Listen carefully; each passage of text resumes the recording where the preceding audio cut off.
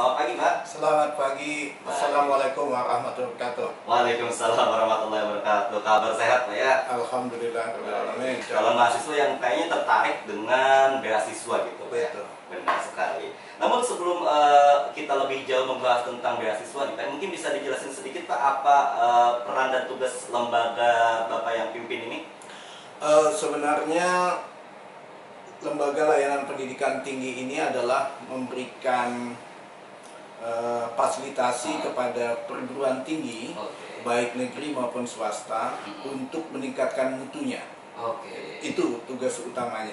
Nah, dalam kegiatan yang lain, pemerintah juga memberikan wewenang kepada lembaga layanan pendidikan tinggi. Salah satunya ini adalah misalnya mengalokasikan beasiswa.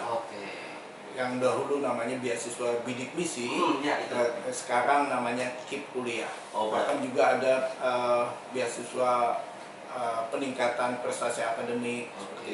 Tapi untuk hari ini kita khusus berbicara tentang KIP kuliah. Itu saja. Kartu Indonesia Pintar kalau salah ya singkatannya Pak? Bukan. Bukan. Kartu Indonesia Pintar, iya. Iya, Kartu Indonesia Pintar kuliah Pak ya? Kuliah.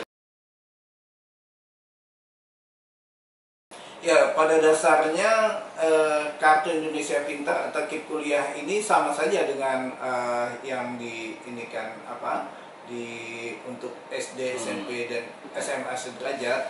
Hanya saja tentu saja semakin tingkatannya semakin tinggi, mungkin nominalnya yang diberikan juga akan semakin tinggi dan kebutuhannya semakin tinggi. Sebenarnya tidak ada perbedaan apa-apa, hanya saja perbedaan sekarang adalah perbedaan pengelolaannya. Kalau dahulu ada di Kementerian Ristekdikti, sekarang di Kementerian Pendidikan dan Kebudayaan. Dan sekarang pengelola beasiswa ini, baik itu KIP untuk sekolah dasar, KIP untuk SMP, KIP untuk SMA, itu ada satu satker sendiri yang dibentuk oleh pemerintah khusus menangani pembiayaan pendidikan. Bahkan beasiswa untuk dosen juga, beasiswa untuk guru atau tenaga pendidik itu dikelola oleh salah satu lembaga tersendiri, badan tersendiri. Sekarang kan justru itu disosialisasikan kepada masyarakat, ya, supaya ketika merasa pantas untuk menerima beasiswa ini, silahkan mendaftar saja kan itu mudah sekali. Saya yakin semua masyarakat, terutama siswa-siswa SMA sekarang semua punya gadget semua. Sekarang mendaftarnya cuma online saja.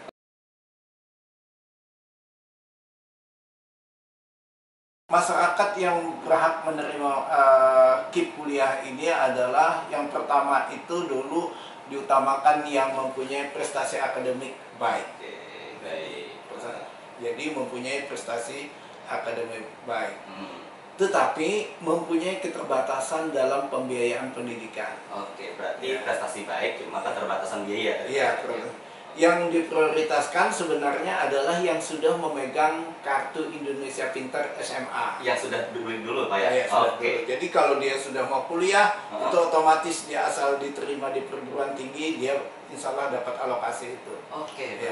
Yang kedua, program Keluarga Harapan, PKH. Itu dapat juga. Yang ketiga adalah KKS, Kartu Keluarga Sehat.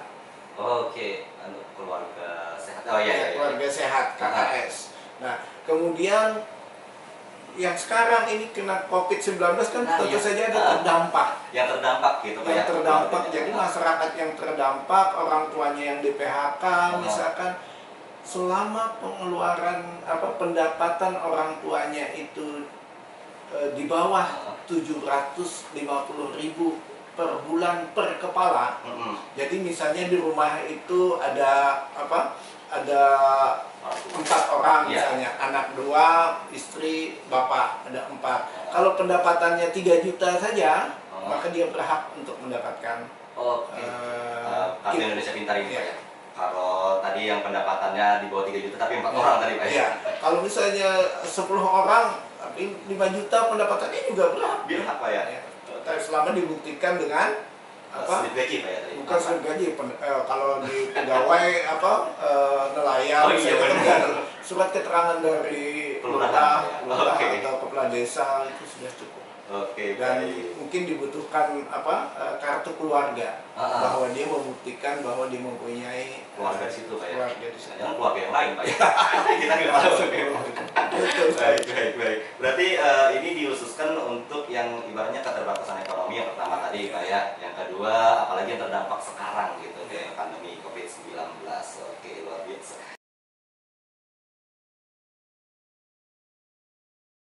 Jadi bagi Yang menerima ini. yang menerima bahkan yang belum menerima saja itu sudah dapat gitu. Karena apa?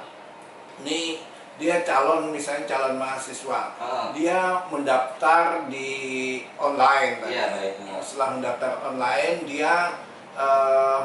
online, dia mendapatkan surat nomor pendaftaran atau nomor pendaftaran gitu kan. Nah, nomor pendaftaran untuk mendapatkan KIP. Oh iya.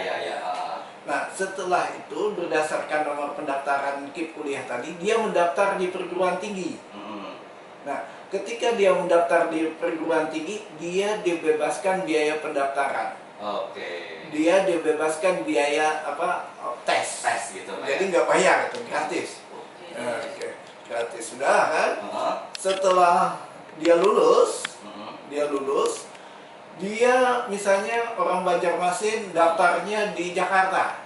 Anggapannya UNJ Pak ya misalnya. UNJ atau UI, UI Depok Pak ya. Depok misalnya. Oke. Dia naik pesawat ke Jakarta dapat. Dibiayai berarti Pak ya? Dibiayai. Waduh. Kemudian kan bingung nih cari rumah di mana, cari kos. Dia kalau nggak salah dapat 2 malam di hotel.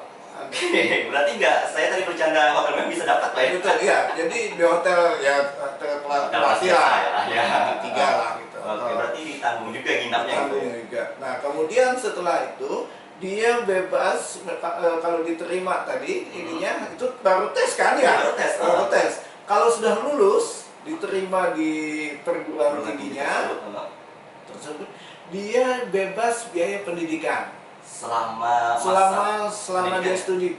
Kalau untuk sarjana maksimum itu 8 semester. Oke, ya. Jadi 4 tahun Pak ya. 4 tahun.